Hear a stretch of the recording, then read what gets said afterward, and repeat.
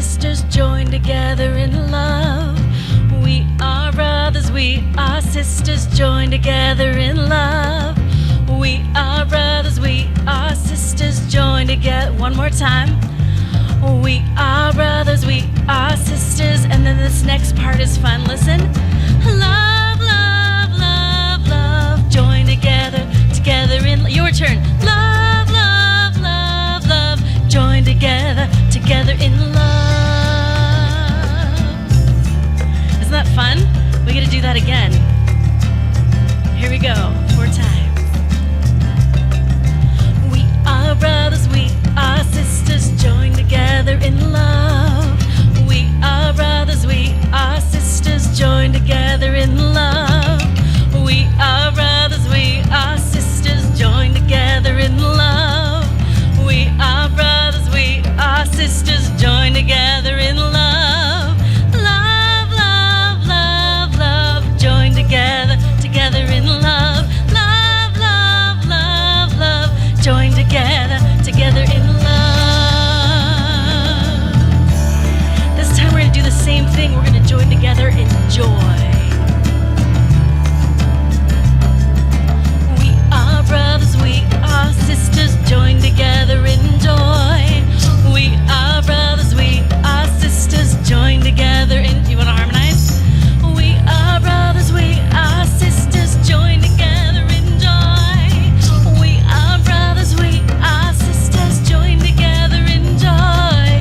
Joy, joy, joy, joy, joined together, together in joy. Joy, joy, joy, joy, joined together, together in joy. This time we get to join together in peace. Here we go. We are brothers, we are sisters, joined together in peace.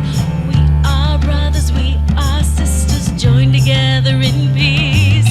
We are brothers, we are sisters, joined together in peace. We are brothers, we are sisters, joined together in peace. Peace, peace, peace, peace, joined together, together in peace. Peace, peace, peace, peace, joined together, together in peace. We're going to go through this one last time with joy. No, love. We are brothers, we are sisters, joined together with love. We are brothers, we are sisters, joined together in love. We are brothers, we are sisters, joined together in love. We are brothers, we are sisters, joined together in love. Love, love, love, love, joined together, together in love. Love, love, love, love, joined together, together in love. This last part's a little different. We're going to sing join together 3 times, and it's just going to be like this. So, join together. Sing that with me. Join together. One more time. Join together. Here's the last part. Join together, together in Lord. Join together, together in love. Join together, together in love. Join together, together in love. Join together, together in love.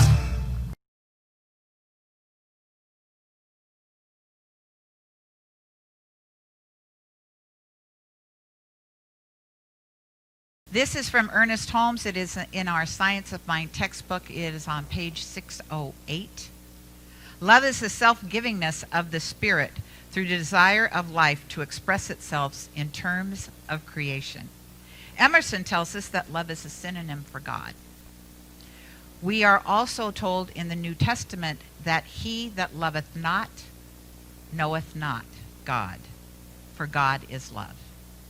Love is free from condemnation, even as it is free from fear. Love is a cosmic force whose sweep is irresistible. Oh, under my chair. Thank you. I'm going to try and do this without these notes, and just in case. So the first thing that came to me was a Tina Turner song, and it's "What's Love Got to Do with It?" And then she goes on and she's talking about love of another person.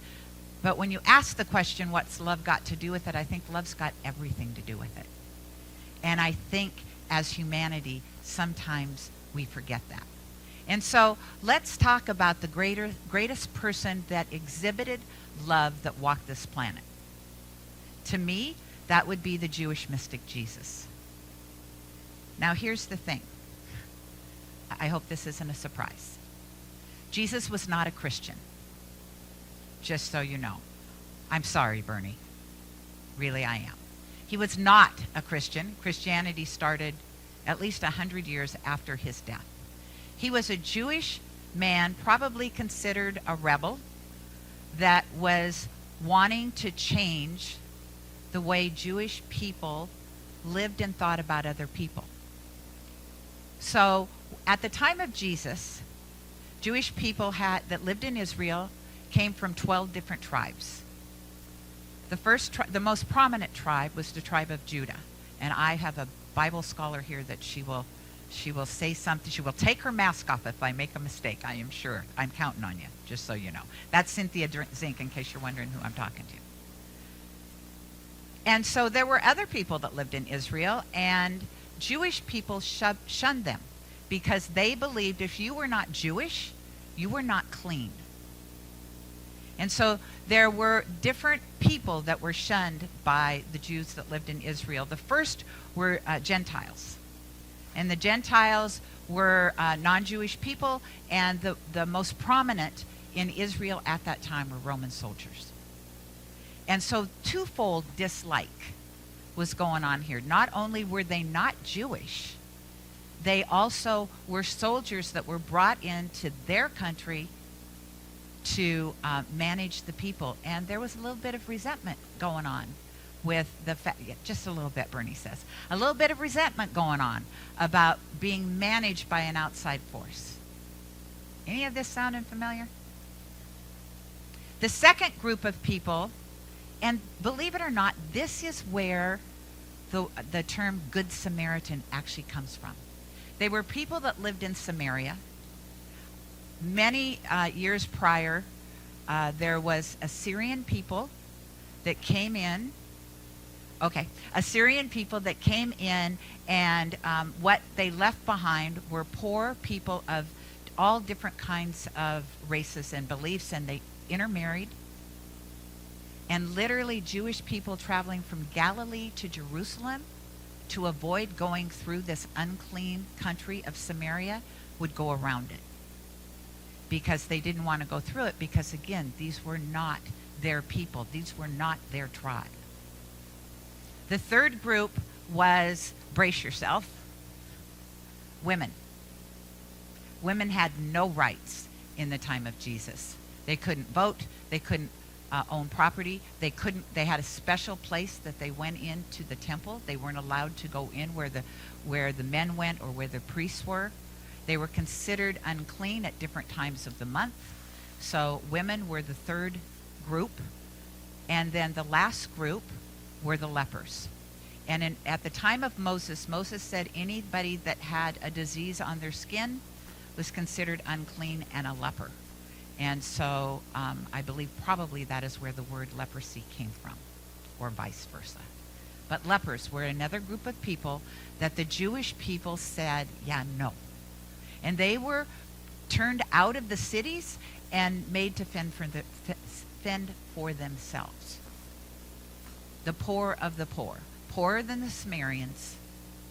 And so there are four stories in the Bible that let you know the love of this man and what he was trying to teach by example, by his actions.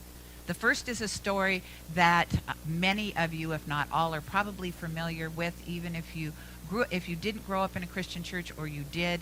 It's in our consciousness. And I say that because I didn't spend a lot of time, my church years stopped when I was probably like in 6th grade. And yet I know the story of the centurion. And a centurion is somebody that is over 100 men in the Roman army. They are responsible. They have spent a lot of time serving Rome to get to be a centurion. And the centurion goes to Jesus probably out of desperation because he has a servant that is ill, and he wants to save the servant. And the centurion says to him, "Will you save my servant, please?" Now, as a Jewish person, your first reaction you would think would be, "Yeah, no. I'm sorry. You're unclean. I'm not coming to your house. I don't want to talk to you." And yet that wasn't what Jesus said. What Jesus said to the centurion was, hang on, just talk amongst yourselves. "I will come, and Jesus saith unto him, I will come and heal him." He didn't say no. He didn't say, "I don't have time." He didn't say, "You're not Jewish, so I can't." He realized, because he had a love of humanity, that this person was part of humanity. And so, of course, he would serve him. The second example is when Jesus goes and he walks through Samaria. He's not going to go around. Why would he go around from Galilee to Jerusalem? It's a quicker trip to go on through. And he stops at a well, and a woman approaches, and he asks her for a drink of water. Now, two things probably went through her mind. He's Jewish. What's he doing in Samaria? And I'm a woman. Why would he ask me for anything? And so just think about what he was teaching about love and about living by example. About he didn't see her as unclean. He didn't see her as a woman that was less than. He didn't see her as anything other. One and the same. One and the same. The other story is about Jesus and a leper. And again, when everybody was like, not only do they cast these people out of the cities, stay away from them. Don't touch them, because if you touch them, you might get leprosy. And yet a leper comes to Jesus and asks to be healed. And he doesn't only heal him, he puts his hand on him to heal him. Now you might say, well, that's because. No, I don't think that. Well, what we teach is Jesus is not the great exception. Jesus is the great example. Any one of us can live a life of Jesus if we so choose. When Kim was interviewing Ernest, and Ernest said, and now I'm not going to remember what Ernest said, but, along the lines of, we can live this life. Any one of us can live this life. And we have to do it from a definite cause. And a definite cause means that you focus on something and you are relentless. You are relentless about what the effect is going to be. And if you are relentless, it will manifest in your life. And so I'm just wondering what it would look like if every single one of us was relentless in our love of God, so relentless in our love of God that we could not know or see other in anybody. That we would never say an unkind word. We would never gossip. We would never call people out because they're doing something different than we think they should.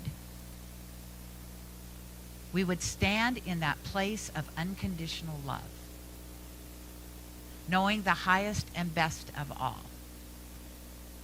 I recently had an experience where I donated money to some cause, and all of a sudden, I don't know if you've ever done this, you are inundated with emails every single day, and now text messages too.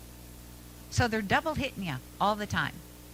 And I got one from the Democratic Party, and it was President Trump's birthday, and they wanted to send him a card, and the card was going to say something to the effect of, "Happy birthday, hope you enjoy your last birthday in the White House." I texted back and said, "Please don't. Please don't. That's not kind. Don't do that." Because it doesn't matter. Kindness is kindness, right? I don't have to agree with somebody. Where I become wrong when I disagree with somebody is when I become unkind. That is huge. Because I believe right now we are witnessing as a country unkindness on so many different levels. And I don't care, because it doesn't happen on so many different levels. It happens here. All I'm asking is for people who can hear my voice, one person at a time. Can you find that place within you where you just bubble up with love and kindness? And to do that, you have to know God on a whole different level. You have to know God so well that you understand, regardless of who you're looking at, where they come from, whatever their life story is, there too is the presence of God. You may not like the person. You may not want to know the person. But the expectation is you'll be kind to the person. That is who we should be as religious scientists. We should be kind. And I don't mean just when we're out in public. You know, they talk about values, I think. And people talk about their values. And it's not a real value if you're just doing it in your home. Right? Or no, excuse me, it's not a real value. I got that wrong. It's not a real value if you're just doing that out in public where people can see you. Oh, I'm kind. I never say anything bad about anybody. And then Cynthia and I go for a cup of coffee. Oh my God, Cynthia. Did you see? Right? We all, tell me if there's one person in this room that does not do that. We all go there, every single one of us. And if you don't, God bless you. You're way ahead of me. It is a human condition that I would like to see us give up. What if our conversations, what if I said to Cynthia, "Oh my God, Cynthia, did you see how she was dressed on Sunday? She looked gorgeous." Why do we always go to the mistakes? Why do we always go to that person was unkind to me, so now I'm going to go tell somebody that person was unkind to me? What is that? I think it's habit. I think we were raised with it. I think it's cultural to maybe it's everywhere. I only know about this country, but it's habit. And you know what you can do with a habit? You can change it. If you can change your thinking, change your life, you can certainly change your habits and change the world. So it starts with me changing my bad habits, because I'm the only person I'm responsible for. What I'm hoping and asking of the people that belong to Genesis, or anybody that watches this, what about you? Can you be the next Jesus? Can you be the next person that is filled with so much love of God that you don't even know how to be unkind? It's just not part of your beingness. Courtney and I had a conversation about Amy Castile. And that was what we said about Amy. She never, ever says anything unkind about anybody. Let's all strive to be the Amy's of the world. If Jesus is not in your, if you don't know or don't want to be like Jesus, pick a friend that you're thinking, wow, how do they do that? I've never heard that person say an unkind word about anybody. That's what I strive to be. That's who I want to be. Am I that right now? No. Practice, practice, practice. It is an opportunity for each one of us to shift. As Christine S. said in her prayer this morning, somebody in Genesis be that 100th monkey. Be that person that is going to tip the scale from separation to oneness. Be that person that's going to tip the scale from hate to love. Be that one person, because all of us are part of it. But one person is going to tip the scale. Does everybody in here know the story of the 100th monkey? If you don't, raise your hand. Okay. I will tell the story. And now I'm going to switch over to this side, Cynthia, because if I mess it up, Paul will correct me.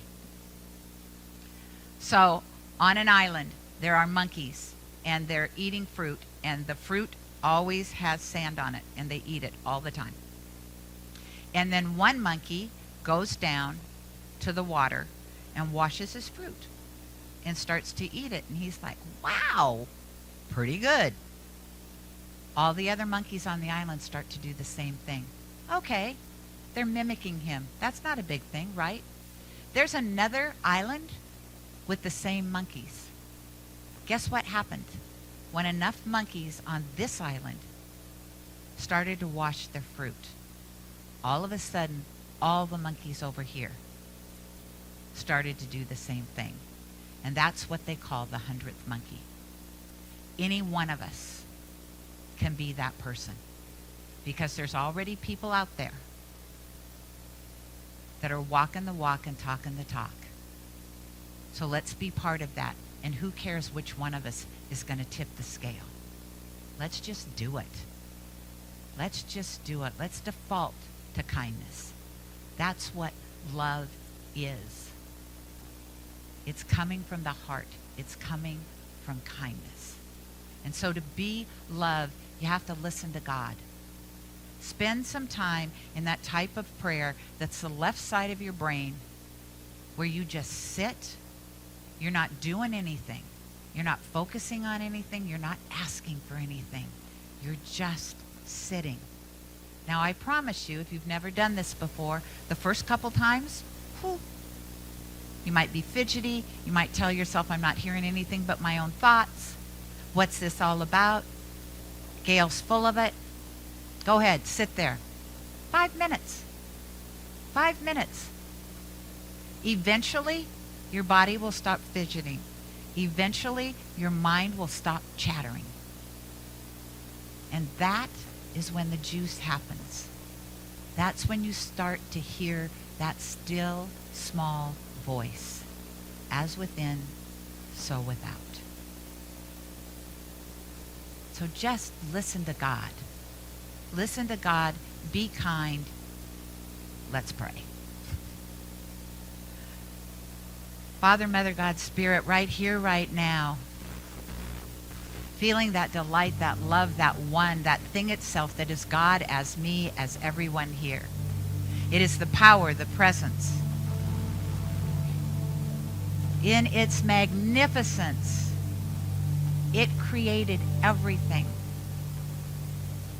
In its magnificence, it said, let's put people on planet Earth.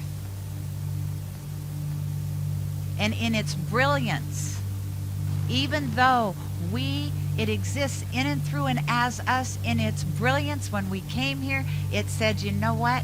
I'm giving you free will. Recognize me, don't. I will not interfere. And so I call on you, you humans of this planet Earth, to feel your heart. Regardless of what's going on in your life, know that you have that place within you that can be kind. You have that place within you that can love like the person your dog thinks you are. I saw that on a billboard. Be the person your dog thinks you are. Be the person that you are here to be, that you are called to be. Listen. Listen to that divine knowledge that is you. Express that love out into the world that knows no bounds, that doesn't judge, that doesn't ridicule, that doesn't gossip, that just is.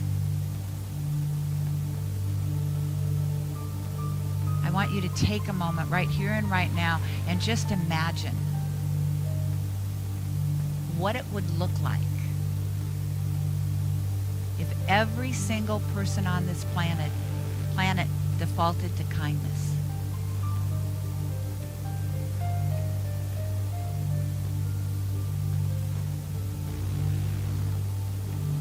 We'd create another Eden. And so I invite the people of this community, the people that may watch this now, may watch this later, may know nothing about Science of Mind. I invite you to find that place within your heart that is kind, that is loving, and knows that it is here to grow and to be that which God created, a loving presence. And so I give great, great thanks right here and right now for knowing and holding this truth as so. That each and every one of us steps up and says, yes, I will be kind. And so in that thank you, I release these words knowing that when they're released, the universe catches it and says, yes, of course. Absolutely. And so it is in that we let go, we let God, and together we say, and so it is. Amen. Please welcome back to the stage Christine S. Young.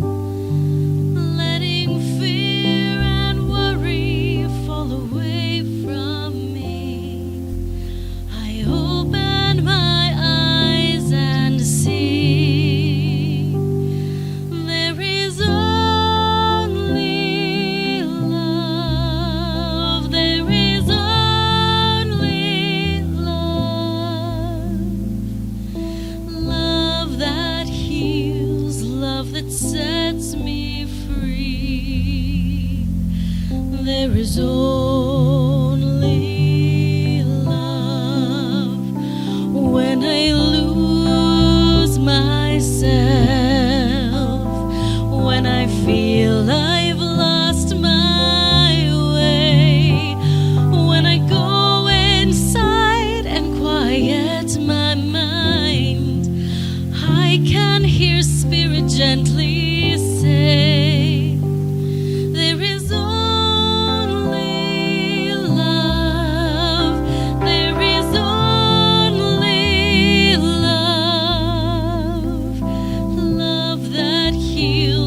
that sets me free. There is only love. There is only love. There is only love. Love that heals, love that sets me free. There is